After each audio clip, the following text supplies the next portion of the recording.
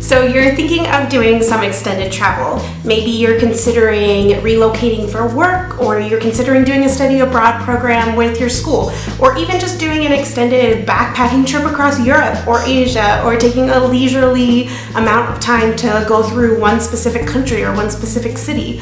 Whatever it may be, as soon as you make the announcement that you're going to be doing some kind of traveling, people are going to have a lot of questions for you. I experienced this firsthand when I moved from the States over to Europe, specifically Prague in the Czech Republic. And yeah, a lot of the questions I got, they interested me. Some of them were good, valid questions. Others were kind of ridiculous, but I was consistently asked them repetitively over and over again. And so these are my top 7 questions that I was asked when I announced that I was going to move. I hope it gives you some insight to what the experience might be like when you make the announcement that you're going to be going, as well as maybe give you some ways to answering those questions in a graceful, loving, kind manner, even when you're asked them multiple times in one day. So let's get into this video, guys. Question number 1. Aren't you scared? I got asked this question so many times when I made the announcement that I was going to be moving to Europe.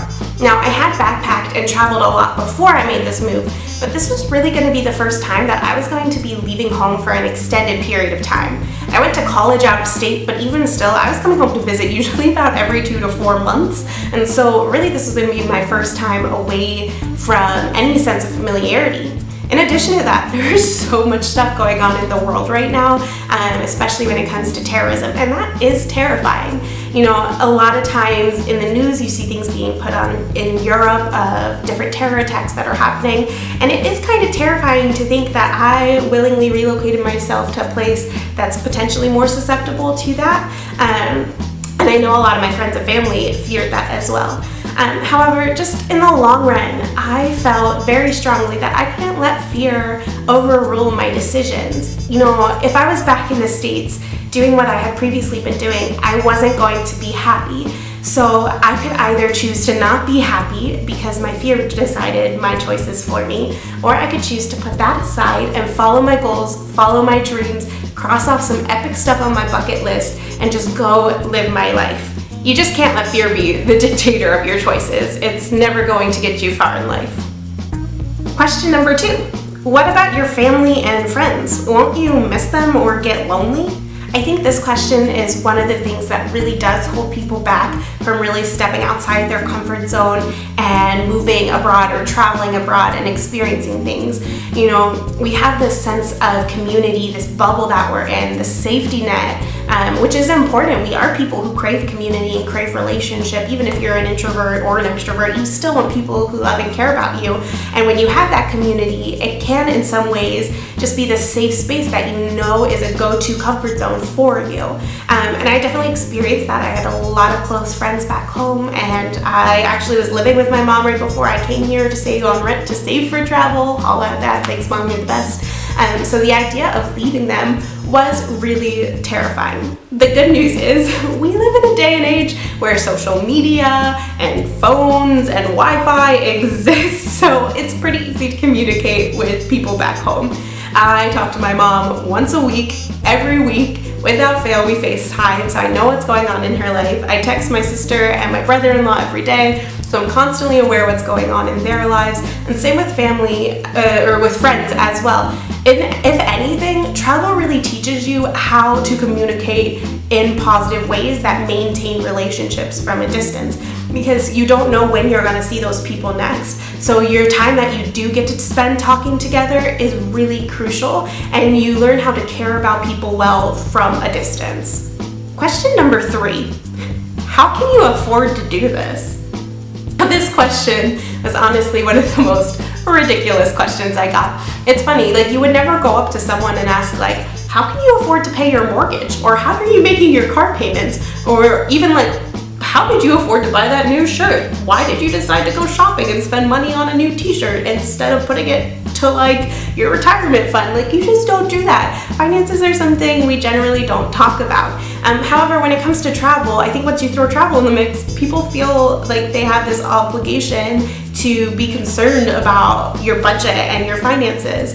Now, I'm not saying completely to eliminate open discussion about that. I know I have an open discussion with my sister about my finances often, and I have maybe like 2 or 3 friends that I know I can trust and go to if I'm at the point where I feel like I'm financially strained, not even asking them for money, but just so they're aware and concerned and can also encourage me in my decisions that I'm making.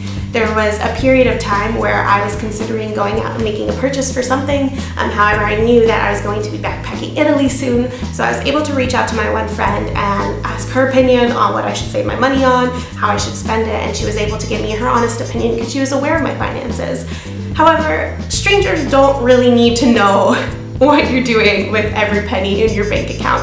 I think the best way to handle this question is just to say that you're at a point in your life where you feel like you need to prioritize travel and just leave it at that. They don't need to know the nitty-gritty of your decisions.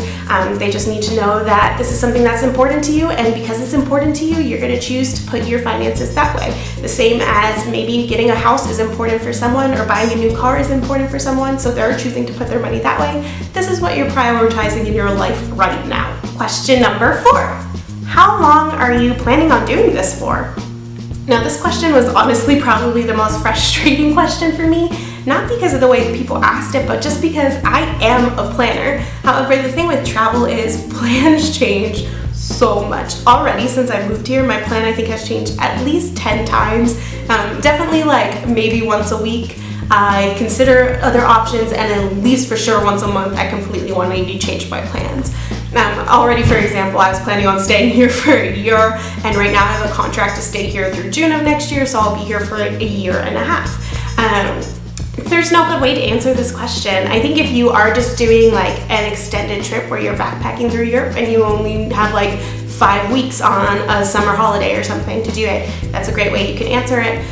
However, I think the best way to approach this question is just to say you will feel out your experience, see how it's going, and then go from there. You never know, maybe this is the perfect fit for you and you'll end up staying there forever, or maybe it will just be something that you want to do for a few weeks and then carry on to the next location. Question number 5.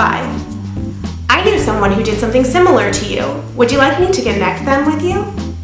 For this question, I think the best way to approach it is to look at the person who is asking you the question. I've had certain friends, certain family members, certain connections that I knew that asked me this, and I really trusted their opinion. I trusted that the person that they knew and had in their mind was going to be somebody that was going to be beneficial for me in connecting me, and I totally took them up on that offer because after all, as big as this world is, it's also very small, and the more connections you can have, the more people you can relate to that are going through experiences that are similar to you, the better. I think those are super important connections to make. However, there are going to be people that just kind of come out of the woodwork and are like, oh yeah, I know someone who backpacked Europe, let me tell you about them, or I know someone who moved to Thailand, let me tell you about that. And I think those are great, and it's important to hear people, but also take it with a grain of salt. People are different. We all have different personalities, different types of travel that we prefer, different experiences like that.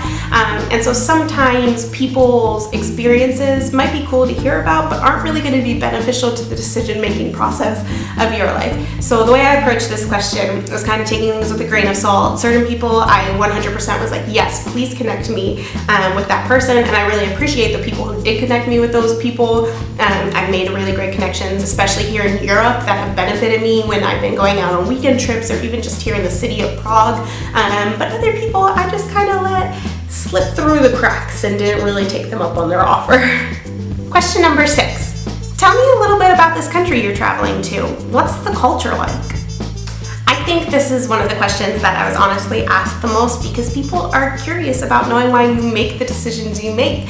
And especially if you're going to a place that's maybe a little more obscure than like the major European cities that everyone knows about, like London or Italy or whatever, maybe France, stuff like that. People are going to want to know why you think this country is special enough for you to move there and to put a period of your life in experiencing the life and culture there.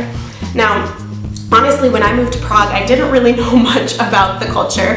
I made the decision to move here in like basically a month, maybe a little less than a month, and I really didn't research it much. All I knew is every picture that I saw online looked gorgeous. The program that I was looking into seemed really cool, the people seemed awesome, and it looked like something that was going to be a good fit for me. I I think if you don't really know much about the culture, you can maybe do basic things like that explain your decision, but then tell them you're going to get back to them once you can really experience life as a local. And I think that's the key to figuring out any country's culture. You have to live life like a local and experience it outside of the touristy things. Not saying that doing touristy things are bad. A lot of my experiences doing stuff like that have been really wonderful. But if you really want to learn about the culture, you have to live it and breathe it. And so I think the best way to handle this question is maybe give just an overview as to why you made your decision, but then tell them you will update them as you learn more. And lastly, question number 7, what if you hate it? When people are concerned about you, they're going to want to make sure you have all your T's crossed and all your I's dotted. And so I think having a backup plan for your initial plan is something that people are going to be interested in and want to know about. The fact of the matter is, if you are ever in a situation where you don't feel like you're safe, you're not enjoying it, it's not what you thought it would be, or you think there's better options out there for you, you can leave. Like, people would ask me this all the time, what if you move to Prague and you hate it and it's not what you think it is? And luckily for me, it has been everything, if not more, of what I was expecting. But if it wasn't, I would just go. You're never locked into a situation. Now, I think there are ways that you have to handle situations. Like for me here, I'm working, I have a contract. If I wasn't enjoying it and needed to leave, I would need to respectfully handle the way I dealt with that contract. But even if you're just in a study abroad program and things are getting tough, and you just aren't fitting well in with the community, the culture, whatever it may be, or if you're on a backpacking trip and you're in a country that you just don't enjoy, you can always change your situation.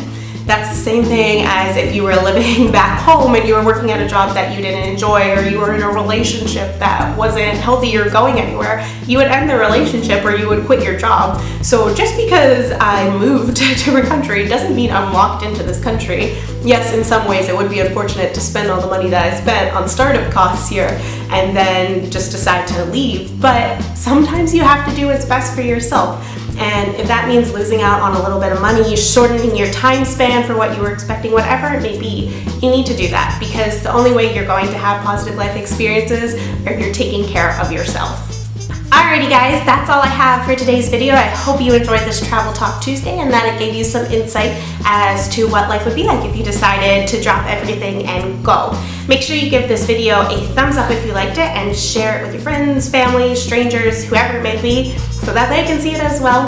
And as always, make sure you subscribe so you can get updates anytime I post. Once a month, I do month in review videos where I summarize what my time in Prague has been like, and then I also post videos with travel tips. So make sure you subscribe to this channel so that you can see those videos anytime I post, and I will see you guys very, very soon in another video. Bye!